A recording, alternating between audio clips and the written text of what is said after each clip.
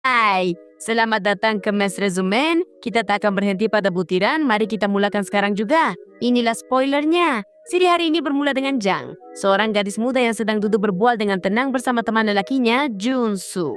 Setelah hari semakin lewat, Jang meminta maaf kepadanya lalu meninggalkan apartemennya. Keesokan harinya mereka bertemu lagi di universiti dan selepas sedikit pertengkaran, Jang meminta maaf kepada Junsu yang kemudian pergi tanpa berkata apa-apa.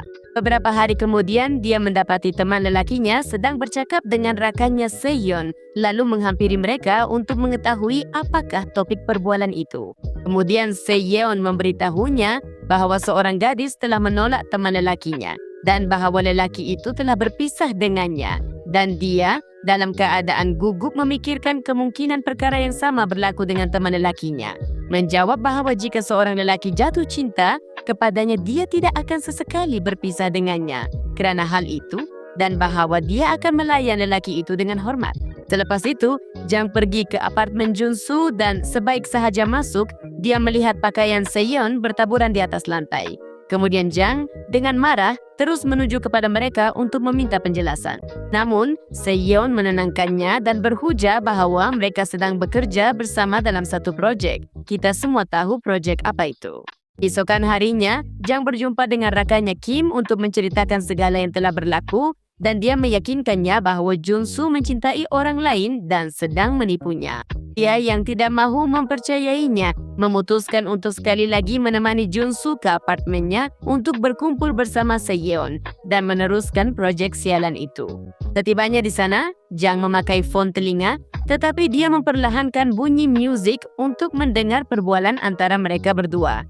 Pada saat itu, watak utama dalam keadaan terkejut menyadari bahwa mereka bercakap seolah-olah mereka pasangan kekasih. Namun, Junsu apabila menyadari kekeliruannya, cuba memberi alasan dan mengajaknya berjalan-jalan bersamanya. Pada hari lain, ketika Jang dan Junsu menunggu bersama di universiti sebelum kelas bermula, Seyeon muncul dengan baju yang sama sepertinya yang dibelinya ketika keluar berjanji temu dengan teman lelakinya. Kemudian, Seyeon mendakwa bahwa dia membelinya pada hari sebelumnya dengan tujuan untuk mengelakkan syak wasangka Jang. Namun, apabila mereka berdua pergi ke tandas bersama, Jang melihat melalui cermin satu kesan kopi pada baju Seyeon yang tanpa ragu milik Junsu.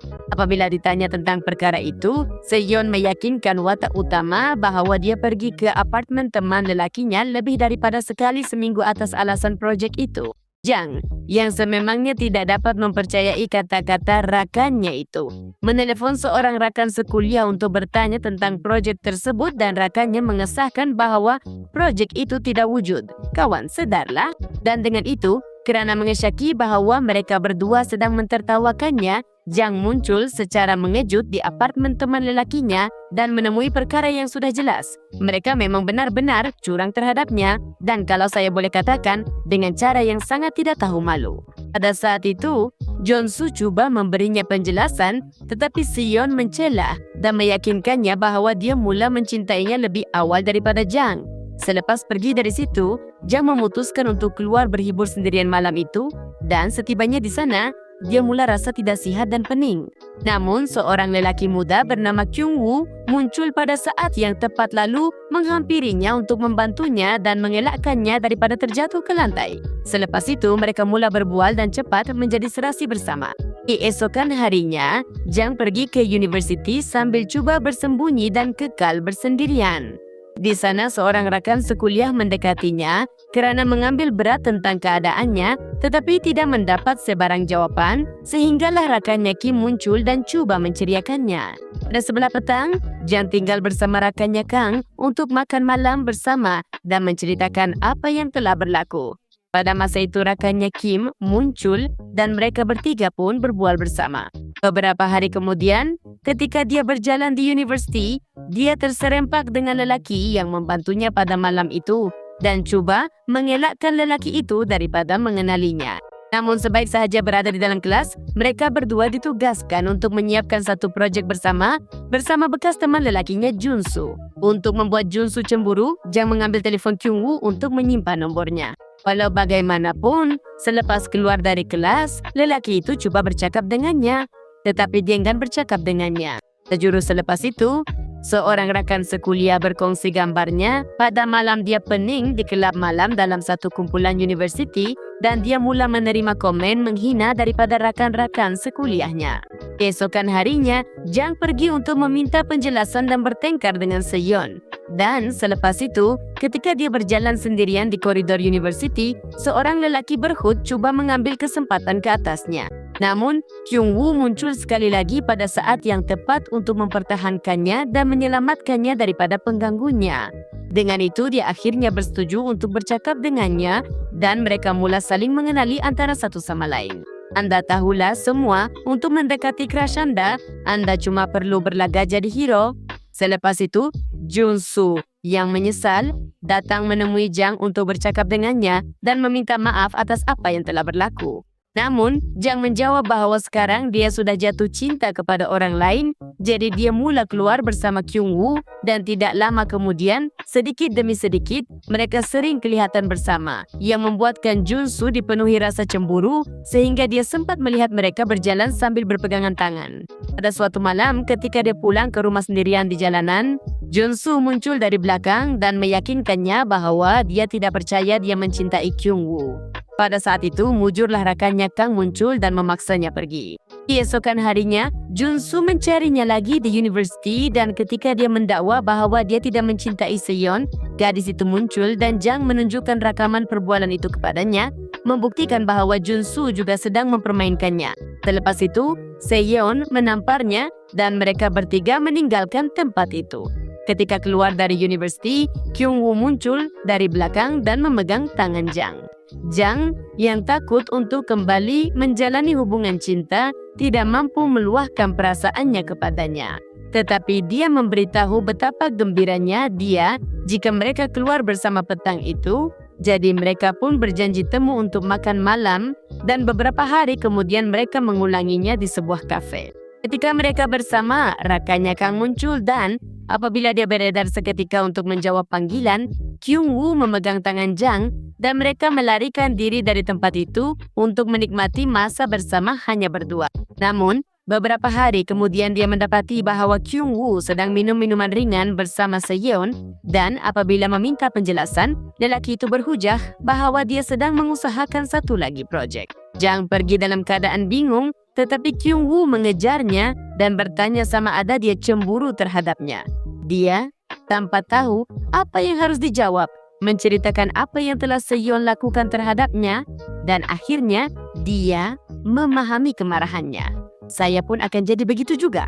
Selepas itu, sedikit demi sedikit, Kyung-woo mula lebih menggoda Jang. Segalanya nampaknya berjalan lancar dan malah rakannya, Kang akhirnya akan mempunyai janji temu dengan lelaki yang disukainya. Jadi Jang meminjamkan salah satu gaunnya kepadanya.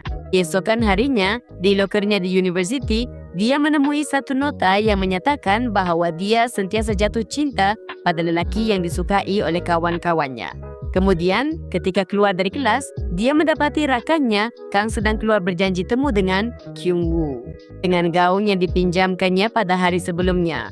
Tambahan pula, pada waktu malam Kyung-woo muncul di rumahnya sambil mendukung Kang di belakangnya kerana dia telah minum terlalu banyak. Kasihan Jang, saya tak mau berada di tempatnya. Dengan niat untuk menjauhkan diri daripada Kyung-woo, Jang menerima pelawaan daripada rakannya Kim untuk berjumpa berdua pada sebelah petang. Dan dia mengaku bahawa dia menyukai seorang gadis di universiti tanpa menyatakan siapa.